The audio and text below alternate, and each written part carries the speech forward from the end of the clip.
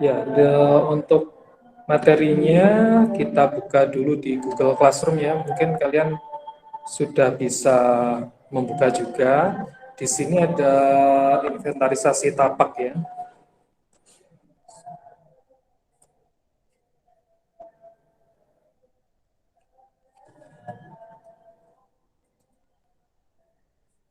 Nah, sebentar. Nah, di sini sebelum saya buka, inventarisasi adalah proses pendataan fisik dan non-fisik yang ada di lapangan ya, seperti ukuran, kemudian lokasinya, bagaimana gitu ya, kemudian dan data-data yang sifatnya bisa diukur ataupun tidak ya.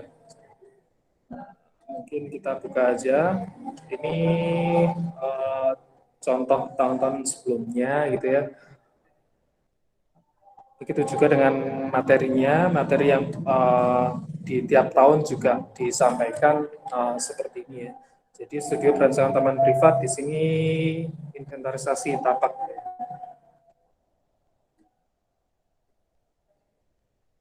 Nah, ini ya. Titik awal perancangan lanskap itu berasal dari master plan yang diajukan, perlu difikirkan kelengkapan data fisik bangunannya, atau mungkin unsur-unsurnya seperti perkerasan dan seterusnya. Jadi pada waktu kalian sekarang proses perencanaan atau proses perancangan taman rumah tinggal ya, kalian minggu ini wajib ya, hukumnya wajib untuk mencari lokasi ya, mencari lokasi yang akan dirancang, lokasi taman rumah tinggal ya, entah itu berada di depan rumah atau di belakang rumah atau di samping atau keliling rumahnya gitu ya. Uh, nah syaratnya harus ada penghuninya, jangan rumah kosong kemudian kalian rancang. Nanti nggak ada yang diajak konsultasi atau kalian hanya mengira-ngira aja. Nah di gambar ini, di slide ini kalian lihat ya, ini adalah proses inventarisasi yang mana kalian bisa mencatat segala hal sesuatu yang ada di lapangan ya, yang mana itu ada disebut kondisi existing atau kondisi sebelum ada rancangan ya, entah itu ada sungainya gitu ya, entah itu ada tiang listriknya, tempat sampah, atau unsur-unsur lain yang memang tidak apa itu sebagai hal yang dicatat dalam proses perancangan gitu ya. Kemudian ya seperti ini di gambar ini ya. Dan pada saat kalian merancang itu tidak boleh hanya kalian merancang tamannya gitu ya. Jadi harus ada sekelilingnya, entah itu rumah ya, walaupun nanti cuma digambar sebagai block plan atau kosongan ya, bentuk kosongan gitu. Tapi itu menandakan bahwa ada di sekelilingnya itu ada unsur lain seperti bangunan gitu ya, yang listrik dan seterusnya kayak yang tadi saya sebutkan.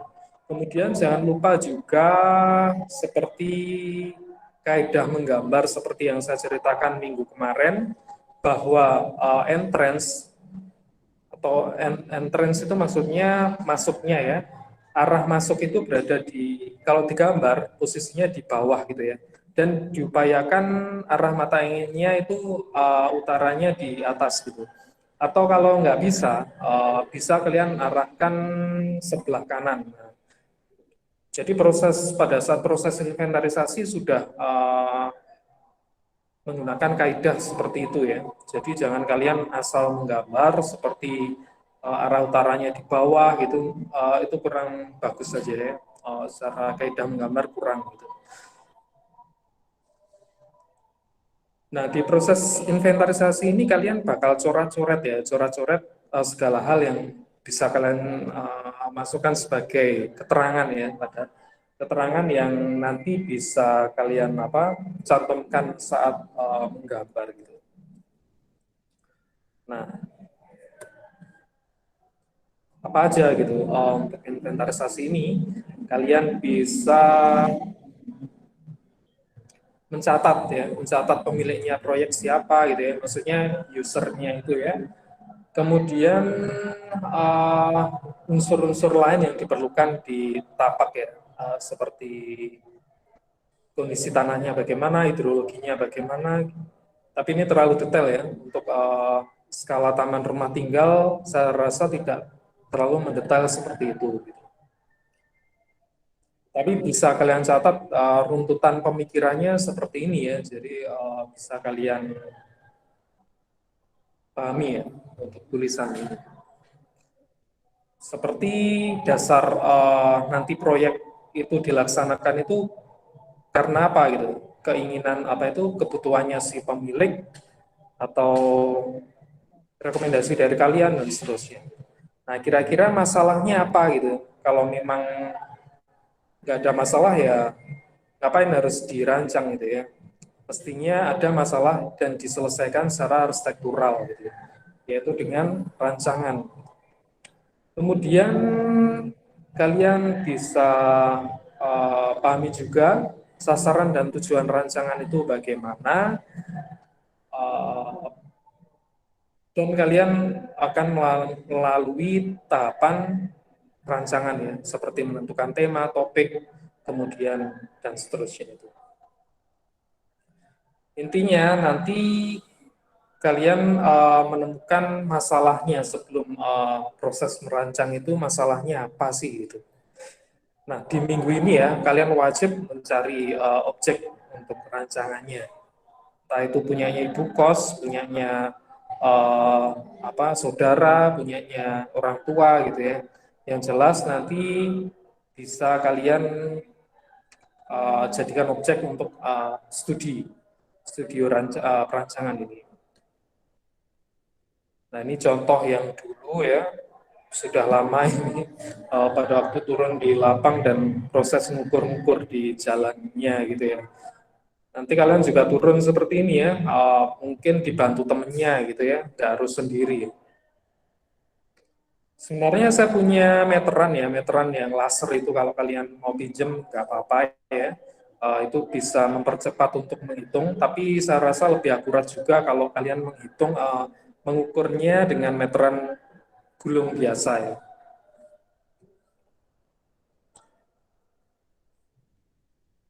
Nah ini keterangannya bisa kalian baca, permasalahan ditempuh ketika aktivitas dan fungsi ruang bersifat kompleks ya, maka kemudian ya pola tata letak bangunan memungkinkan pengembangan ruang, sirkulasi dan fasilitas lingkungan.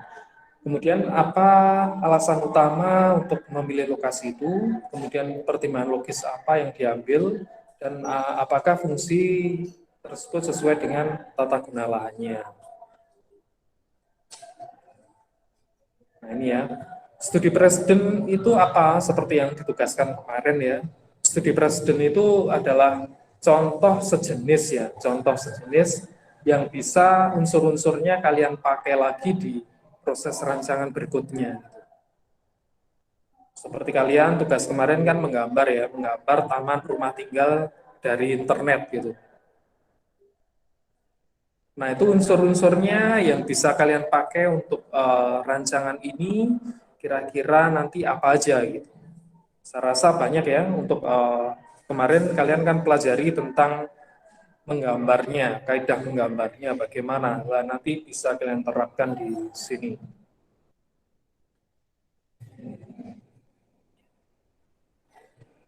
Ini kita nggak sampai di sini. Untuk materi kedua, saya rasa yang bikin ini Pak Yuda ya. Yang ini Pak ya, Pak Yuda jelaskan aja ya.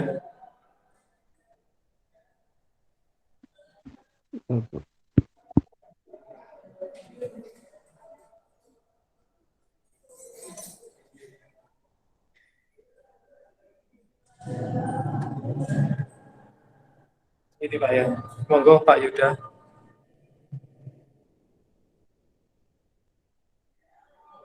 Suaranya belum kedengeran Pak.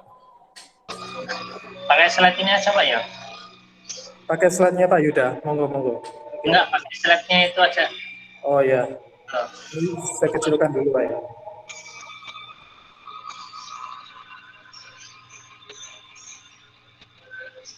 data saya kemarin apa harddiskku error ya Pak.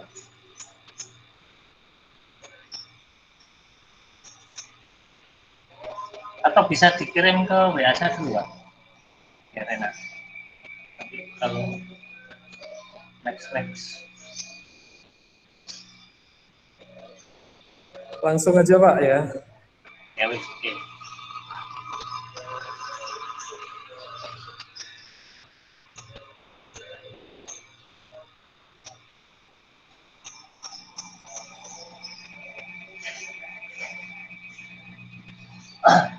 Oke, selamat siang.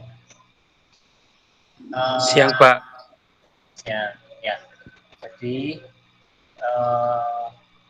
perlu kita tahu ya, pastinya saya tadi tidak mengikuti di awal Pak Irawan, apakah sudah menjelaskan proses apa desain itu seperti apa. Memang kalau kita berbicara tentang tahap perancangan itu di awal-awal memang kita harus survei lahan dulu. Survei itu macam-macam kalau kita berbicara survei. Tadi juga sudah dijelaskan Pak Irawan tentang apa namanya apa itu pengertian dari survei. Ini hanya apa pengulangan aja kalau yang ada di apa di slide ini. Nah, memang kalau ketika kita melakukan survei, terutama di rumah tinggal, itu kadangkala sense kita terhadap menganalisis tapak itu mestinya sudah langsung bisa dapat mendapat apa ya, analisisnya itu sudah bisa langsung kena gitu ketika kita survei. Cuman memang kalau kita berbicara tentang survei berarti itu hanya terbatas pada pendataan kondisi lahan, kemudian apa keinginan klien, gitu ya. Tapi ketika nanti Anda terjun supaya tidak 2 kali bertanya-tanya, biasanya survei itu sudah sekaligus kalian analisis. Gitu. Tapi nggak apa-apa. Jadi kalau kita berbicara dasar survei dulu, sesuai di pengertian ini, yaitu pengumpulan data, informasi yang dibutuhkan dalam sebuah perancangan. Data apapun yang berkaitan dengan perancangan. Ya, kalau kita berbicara lahan, misalkan, lahan ini kira-kira yang mau dirancang yang mana? Ya. Karena kalau kemarin saya berbicara tentang struktur, ya, struktur perancangan itu apa saja, ya, nanti coba sih saya tak buka slide saya nanti ya setelah saya lihat. Saya soalnya agak lupa dengan apa yang di slide ini karena slide saya filenya rusak. Tapi nanti saya sedikit mereview supaya Anda punya gambaran bahwa ketika mensurvei itu kira-kira apa yang dilakukan. Jadi ini pengertiannya seperti itu. Oke, bisa lanjut Pak ya.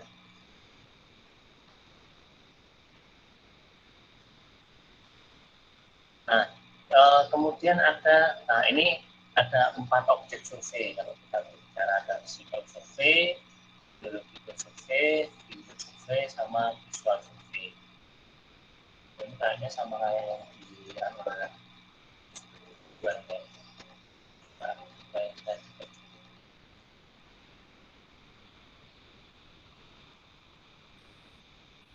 Nah, physical survey itu kondisi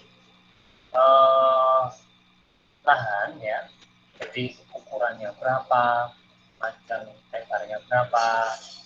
Mungkin di slide selanjutnya lebih jelas Pak. Lanjut ke bawah.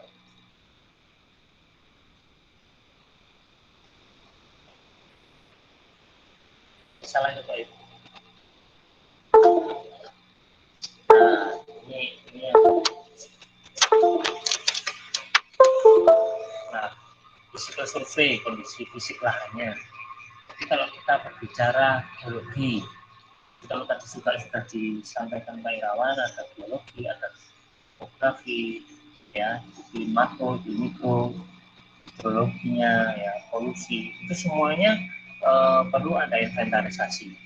Memang kalau kita berbicara taman rumah tinggal, tidak sekompleks kalau Anda merancang sebuah taman lingkungan, karena skopnya kecil. Cuman kadang kita perlu lihat tuh kalau kita berbicara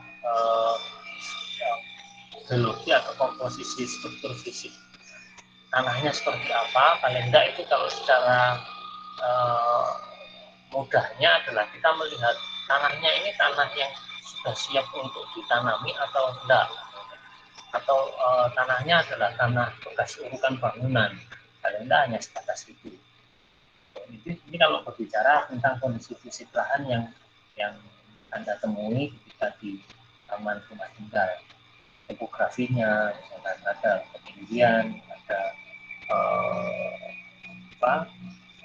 istilahnya konturnya, ada konturnya enggak nih kondisi lahannya.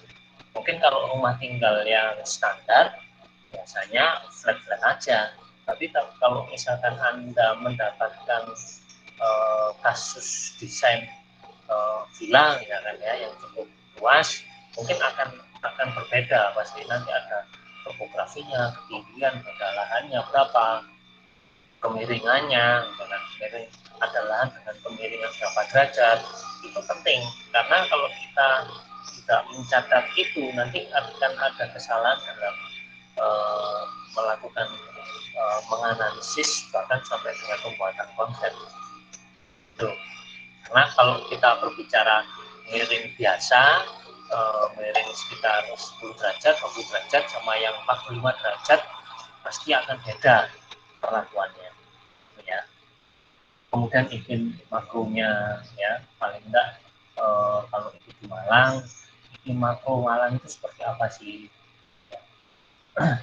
Pergerakan udaranya, curah hujannya, kelembapannya, temperaturnya. Nanti kaitannya sama Anda kita memilih, bisa kalau gampangnya itu Anda pemilihan tanaman. Nah, kalau Anda berbicara pemilihan tanaman, paling tidak kan Anda harus tahu iklim makronya sana seperti apa. Kadang kalau kita berbicara keinginan klien, misalnya klien ingin tanamannya berbunga, saya ingin tanamannya itu mawar-mawaran, misalnya. Tapi rumahnya di Surabaya misalnya. Nah, apakah mawar itu ketika dibawa ke Surabaya akan tumbuh optimal? Nah, banyak kasus bahwa mawar ketika dibawa ke dataran rendah dia tidak akan tumbuh optimal dan tidak akan berbunga dengan baik. Nah, sehingga berarti kalau Anda sudah punya wawasan tentang tanaman ini tidak bisa ditaruh di dalam di daerah dataran rendah. Jika owner inginnya adalah tanaman yang sifatnya berbunga, maka harus dipilih tanaman-tanaman yang dia mampu optimal di dataran rendah. Makanya penting ketika Anda melakukan survei, pengambilan data, itu tahu iklim makronya seperti apa. Nah, sedangkan kalau kita berbicara iklim mikro itu iklim yang ada di lokasi. Ya. Kondisi orientasi lahannya terhadap arah matahari seperti apa, bangunannya menghadap kemana, ya, bangunan menghadap ke barat sama ke timur, maka akan beda. Bagaimana perlakuannya jika kalau bangunan itu menghadap ke barat, pasti dia akan menerima panas setelah jam 12 lebih sampai dengan sore, dan itu kondisi panas-panasnya. Biasanya kalau rumah menghadap ke barat, itu kusennya kalau kayunya jelek pasti mulai itu bisa merenggang gitu ya. Tidak seperti waktu beli. Nah, itu mengantisipasinya gimana? Itu harus tanggap. Ketika Anda mau survei, kemudian Anda melihat kondisi seperti itu, Anda harus tanggap. Berarti ini harus diberi sesuatu yang supaya kondisi kasar bangunan itu material-material yang tidak kuat terhadap panas matahari harus diberi tabir.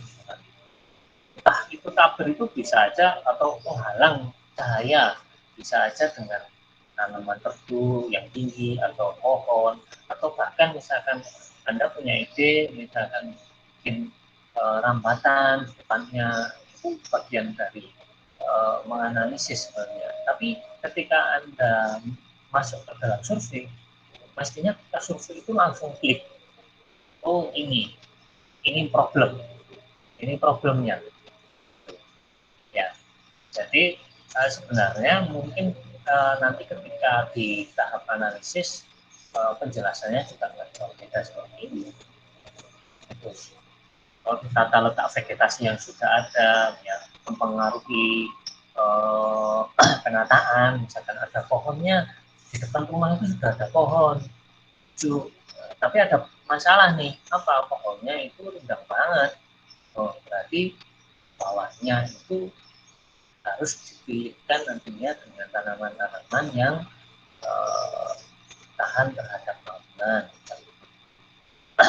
Nah, kalau itu kemudian ada tanamannya tinggi, menaungi area, tapi nggak ada angin.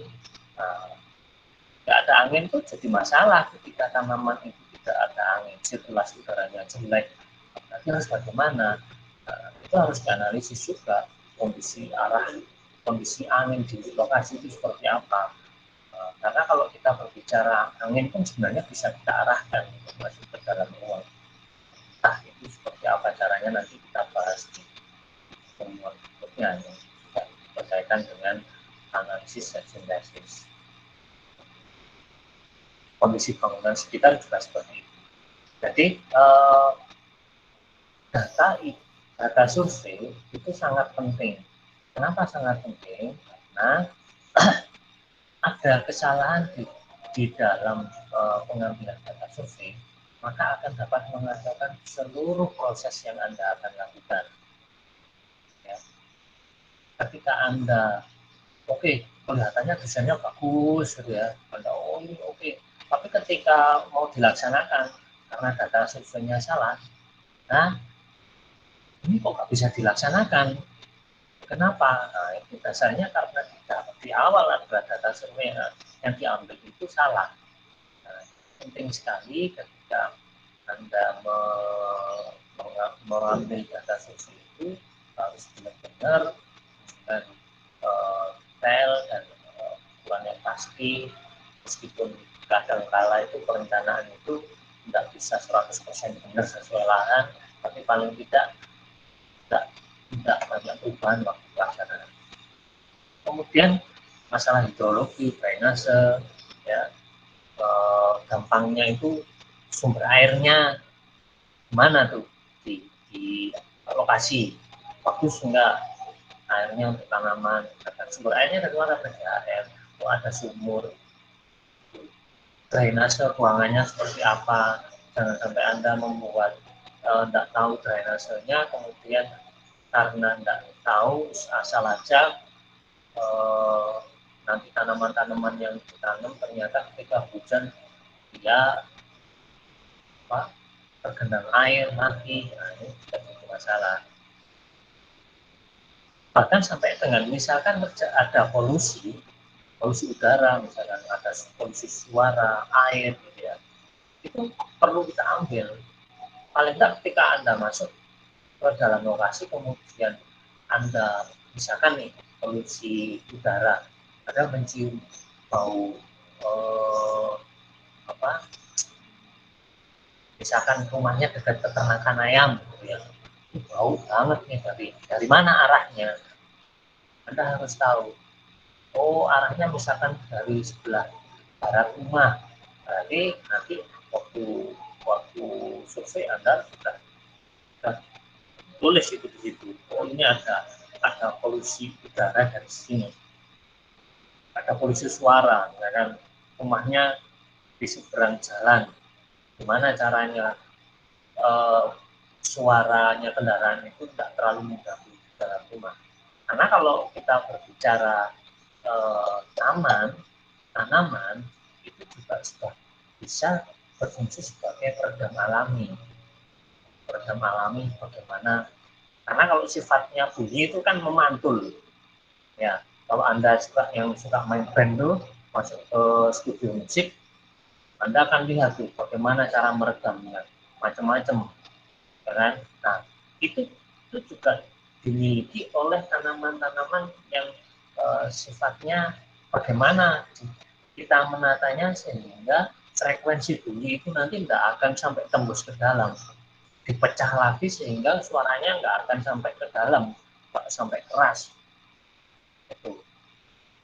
Itu bisa kita lakukan dengan penataan tanaman itu sangat bisa sekali. Itu Anda bisa cari literaturnya. Sambil jalan misalkan ada menganalisis, ada yang polusi suara nih, Anda cari literaturnya, gimana cara menatanya. Bahkan kalau mau Anda pakai skripsi mungkin bisa percobaan pakai alat pengukur dB suara, pakai tanaman, Anda ukur pakai dB meter itu. Berkurang nggak bisa jadi. Itu belum ada. Mungkin ada tapi saya nggak tahu ya. Coba kasih sedikit. Itu bisa jadi bahan penelitian. Tuh. Nah, lanjut Pak ya. Nah, terkait biological survey. Biological survey jelas bagaimana tanahnya tadi ya, sama seperti yang di awal, tapi kita lebih detail lagi. Oh, ini bisa aja Anda kalau memang mau mengukur kandungan haranya, tapi kayaknya kalau taman rumah tinggal itu nggak sampai segitunya. Tapi tidak apa-apa, ini paling tidak Anda menganalisis tanahnya sudah tanah subur, ya sudah berlebih, ya kan? Jadi ini bisa dipakai tinggal ditata, atau oh ini tanahnya adalah tanah bekas bongkaran, tidak bisa digunakan, ya karena bongkaran tanahnya misalkan tadi secara fisik lebih flat dengan bangunan, kalau ditambah tanah maka airnya akan masuk ke dalam rumah. Ini mungkin aja tanahnya nanti karena bongkarannya kita gali dulu, buang dulu, diganti tanah tambah, bisa. Nah, jadi harus tahu tanahnya itu kandungannya apa, sudah subur enggak, kalau enggak subur enggak, sudah bisa dipakai untuk tanaman enggak. Nah, vegetasi yang ada apa, ada hewan enggak di sana, ya. Ada hewan apa, nah, hewan penting, ada misalkan kucing atau orang yang ada punya piaraan burung. Nah, ini penting Anda mempelajari, oh ada yang penghuni ini suka memelihara apa sih. Kan kadang-kadang itu ada perilaku hewan yang mungkin jangan sampai itu nanti efeknya kita ada mendesain juga dipertimbangkan hewannya merusak tanaman, atau tanaman yang Anda desain itu ternyata memiliki efek buruk terhadap hewan ya, yang dipelihara. Ternyata ada tanaman yang beracun ketika Anda tahu kucing itu kan kadang sering makan tanaman-tanaman yang kayak rumput-rumputan gitu. Nah, itu perlu Anda rancang gitu ya. Bahkan ketika merancang jenis tanamannya, ketika Anda tanam, itu pun Anda juga nanti harus tahu ini perawatannya gimana. Dia di sana punya hewan-hewan banyak ini. Kalau saya kasih jenis tanaman ini tuh harus sering nyemprot pestisida seminggu sekali. Oh, kan bahaya. Kalau namanya hewan itu kan nggak tahu. Oh, hewan saya pernah punya kucing itu aja mati karena kena furadan. Bahaya. Kalau kena pupuk sih, kalau teman-teman yang lain itu pupuk sih tidak ada masalah, karena kadang ikan itu kalau ditambak itu ya dikasih ZA, kasih urea. Nah, tapi kalau furadan sifatnya pestisida karena itu kimia dan itu obat keras panas, nah ini juga membahayakan untuk hewan yang ada di situ. Nah, makanya ketika melakukan survei ini penting sekali, ya. Nah, ada contoh juga gini, ada pohon misalkan vegetasinya itu vegetasi pohon buah, tapi kelihatan kurang bagus misalkan. Nah, tapi pemiliknya misalnya senang karena dengan pohon itu dia akan memancing burung itu datang. Terus bagaimana treatmentnya? Nah, nanti yang perlu dibahas di analisis sintesis. Makanya ketika survei itu pun makanya Anda harus langsung klik. Oh, ini pohonnya jelek. Oke, data titiknya di sini, tingginya sekian, tajuknya sekian. Tapi pemiliknya itu sayang, jelek tapi sayang karena dia mendatangkan burung. Dia harus bagaimana treatmentnya. Nah, nanti perlu dipertimbangkan. Lanjut Pak. Nah, human survey. Kalau kita berbicara human survey dalam taman rumah tinggal, pastinya Anda harus ini lebih condong pada wawancara atau mengamati juga bisa, ya. Mana nih aksesnya, gimana sirkulasi, kebutuhan sirkulasinya si pemilik, ya, kebiasaan pemiliknya apa, ya. Kalau misalkan yang sering saya tahu kalau pemiliknya orang beragama Hindu, ya, biasanya ada pura kecil di bagian depan, biasanya dipakai sembahyang. Nah, itu terus bagaimana kebiasaan itu taman yang Anda buat itu bisa memudahkan mereka untuk melakukan kegiatan tersebut, kebiasaan tersebut. Nah, itu penting. Aksesnya gimana supaya lebih bagus. Nah, kadang diberikan akses gitu ya. Nah, kadang ketika Anda membuat akses pun ketika dalam perancangan, akses itu kan tidak hanya sebatas akses.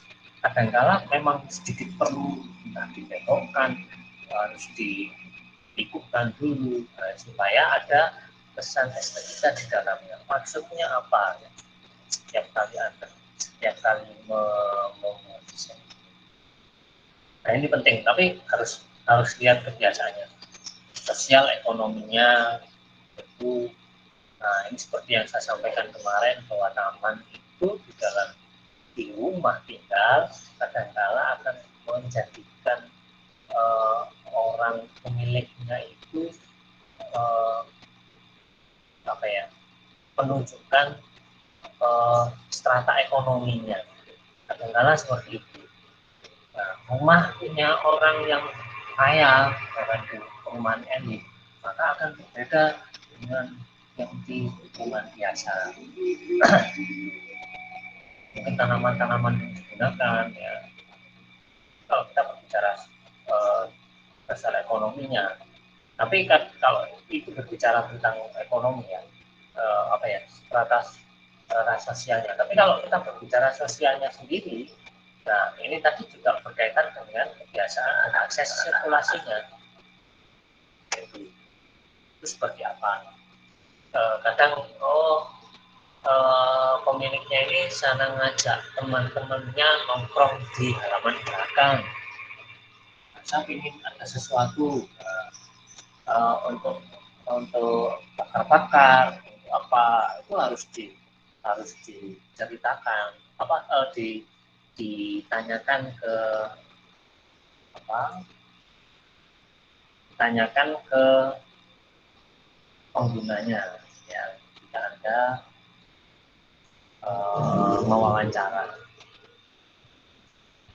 Nah, kemudian sejarah peristiwa, kadang-kala itu juga perlu, mungkin ada sesuatu yang perlu tanyakan tentang segala hal ya, segala apa yang nggak disukai itu terkait tanaman apa, ya. Mungkin ada peristiwa-peristiwa tertentu. Saya itu nggak suka sama tanaman ini, soalnya anakku dulu pernah disengat ubah gede gara-gara nanam tanaman jenis ini. Nah, itu juga penting ketika Anda mengambil data itu terkait dengan itu. Oke, berikutnya Pak.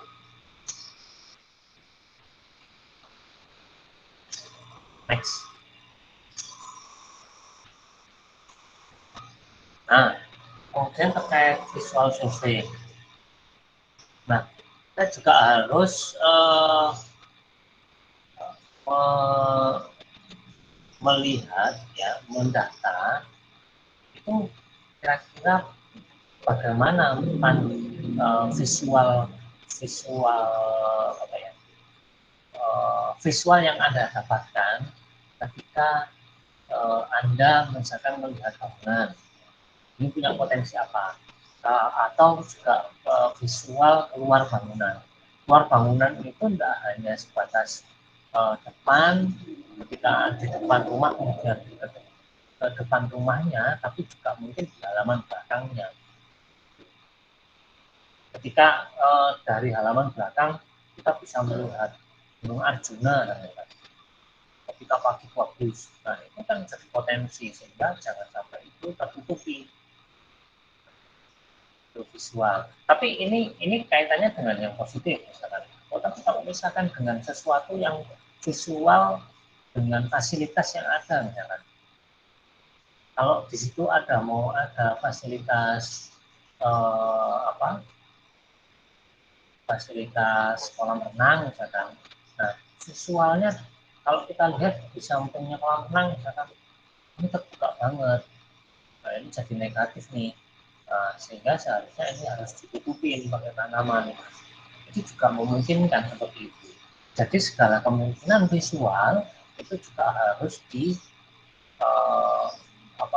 diinventaris, ya.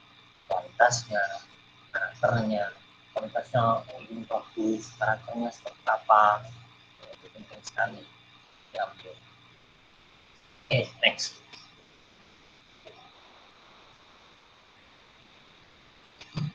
Nah, kalau teknik survei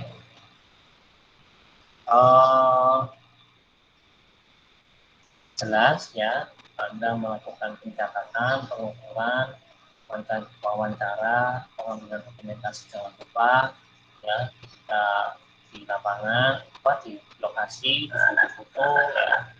Wawancara itu kalau perlu sebelum melakukan wawancara, Anda sudah mengumpulkan dulu kira-kira nanti apa yang perlu tak tanyakan. Nah, nanti sambil di waktu ketemu orangnya, Anda sudah bisa mengembangkan. Oh, nanti arahnya ke sini. Berarti kalau arahnya ke sini, saya harus bertanya ini. Nanti dikejar terus. Kalau sudah cukup, oke, cukup. Keinginannya seperti apa? Itu teknik-teknik. Kalau pengukuran, pencatatan, Anda bawa kertas gitu ya, sama alas, meteran, ya, untuk mengukur. Tadi sudah kalau mau pinjam meteran lasernya Pak Il, tapi saya rasa pakai meteran biasa juga tidak ada masalah. Kalau alat-alat cukup meteran biasa aja kalau menurut saya.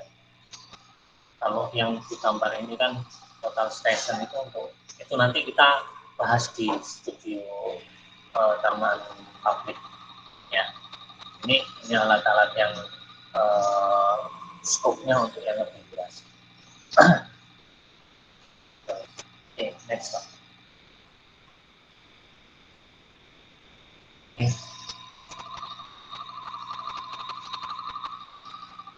ini tadi sudah saya lanjutkan. Next, sudah saya jelaskan. Ini fotonya. Ini juga ini untuk yang apa? Skopnya lebih luas. Kalau taman rumah tinggal saya rasa sih nggak perlu. Tapi kalau untuk survei mestinya hanya itu. Yang penting adalah Anda dengan detail melakukan pensurveian. Nah, cuman saya sedikit mau memberikan tambahan supaya nantinya ketika Anda mensurvei kemudian sekaligus menganalisis, misalkan sudah ada pandangan, paling tidak Anda paham apa yang harus Anda ukur, Anda ambil datanya. Ini saya pindah ke slide saya, Pak Ibu. Di slide-nya Pak Irawan. Ya, gimana Pak Yuda? Slide-nya Pak Irawan stop dulu, saya tak sharing punya saya.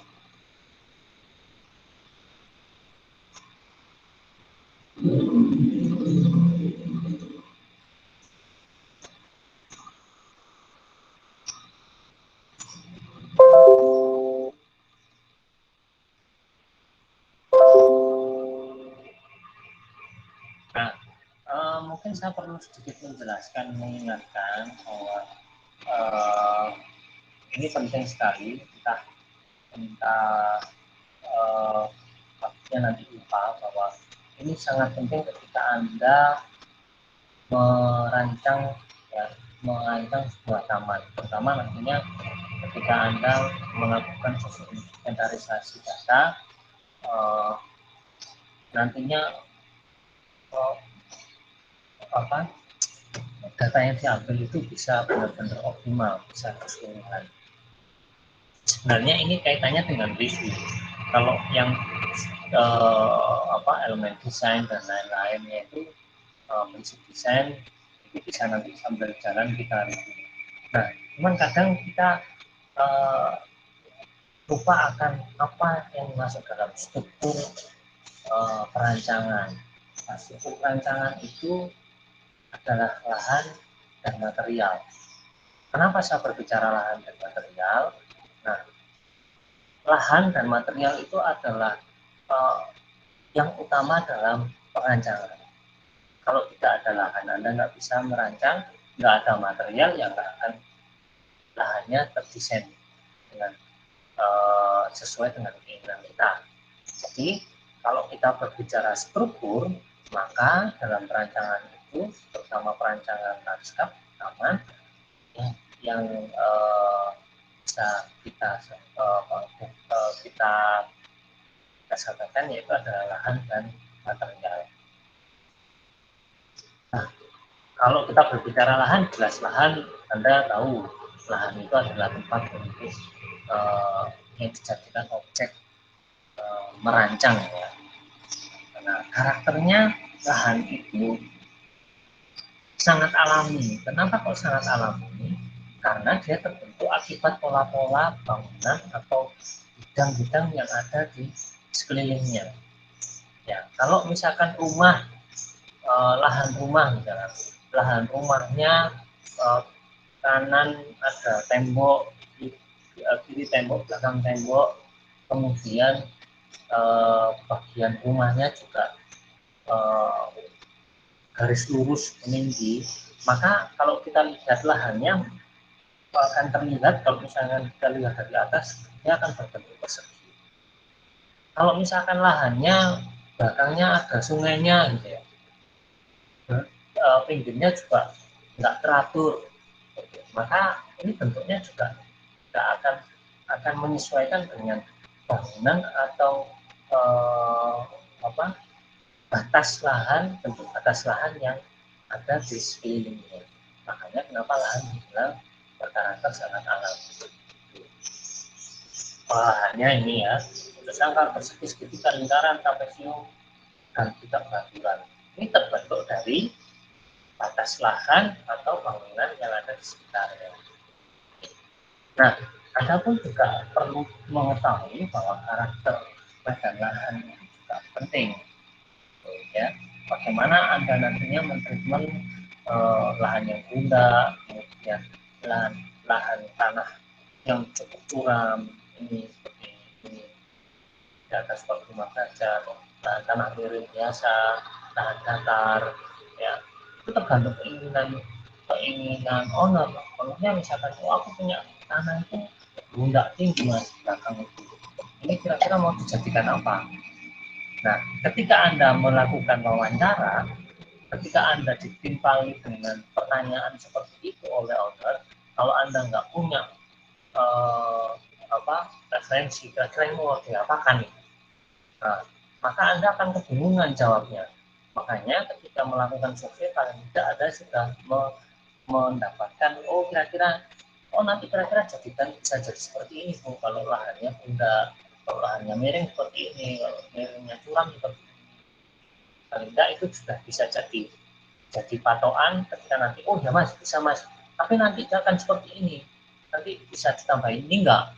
Nah, jadi ada diskusi. Ketika nanti wawancara itu Anda menghasilkan diskusi yang Anda gali terus dari apa keinginan klien, maka akan lebih mudah Anda nanti melaksanakan perancangan. Ya, karakteristiknya paling tidak Anda nanti tahu. Lahan bunda, cari contoh ya, sebelum Anda survei. Lahan bunda nanti kira-kira bisa seperti apa sih? Lahan datar gimana supaya nggak monoton, datar semua. Ya, apa saja yang bisa dijadikan lahan. Nah, ini juga penting. Anda harus tahu bahwa lahan, kalau kita berbicara lahan, nantinya ketika Anda terjun ke dalam lapangan, ke area survei, bahwa lahan itu tidak hanya lahan yang Anda lihat di bagian bawah, alas. Nggak hanya itu, dengan lahan itu bisa manapun, ya, yang bisa Anda gunakan sebagai objek desain. Nah, kalau kita berbicara lahan, ini hanya lahan yang bagian bawah aja, ya kan? Misalkan ini area bahan tanah, ya, lahan apa istilahnya, alasnya saja. Nah, tapi ternyata juga bisa nih pakai dindingnya digunakan. Mas aku itu dinding itu kok kelihatan kaku loh, gimana caranya? Oh, aku punya referensi apa? Bisa pakai vertical garden bu, atau pakai yang rambat aja. Vertical garden yang seperti apa? Vertical garden yang pakai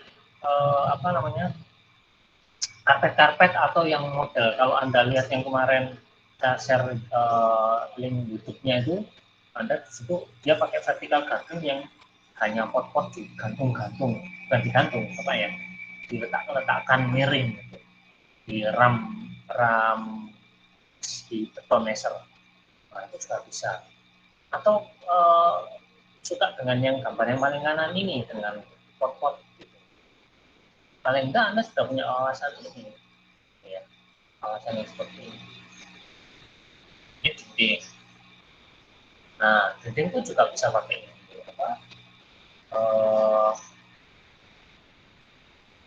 ini tanaman yang ditata bisa jadi pagar, apa istilah, espalier, ya, jenis-jenis tanaman tertentu bisa.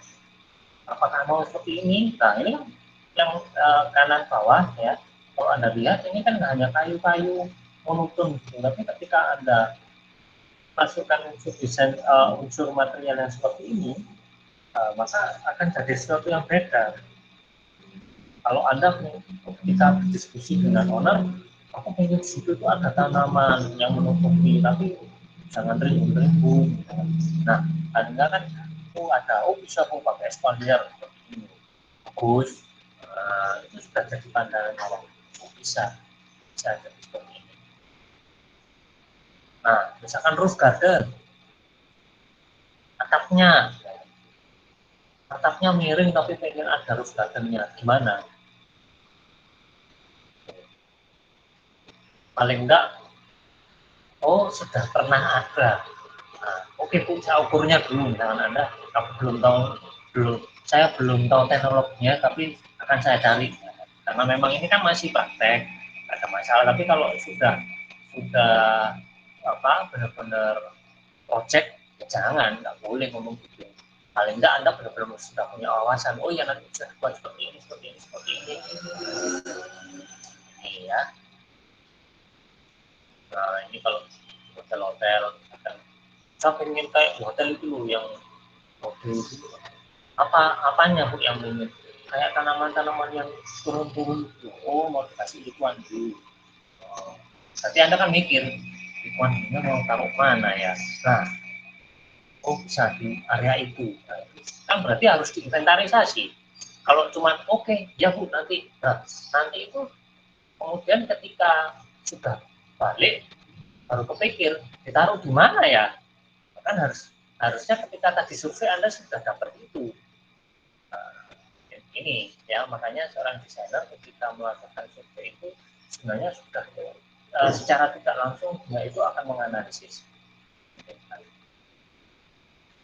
Nah ini material kalau Anda sudah paham ya, terasa tidak perlu dibahas. Tapi yang jelas Anda perlu tahu bahwa lahan, kenapa saya tadi membahas lahan, supaya Anda itu paham bahwa nanti ketika Anda melakukan survei itu tahu mana saja yang akan Anda ukur, mana potensinya. Karena kalau kita berbicara survei, kemudian nanti Anda mencari analisis dan sintesisnya, pasti Anda akan mencari potensi dan permasalahan yang ada di dampak itu apa.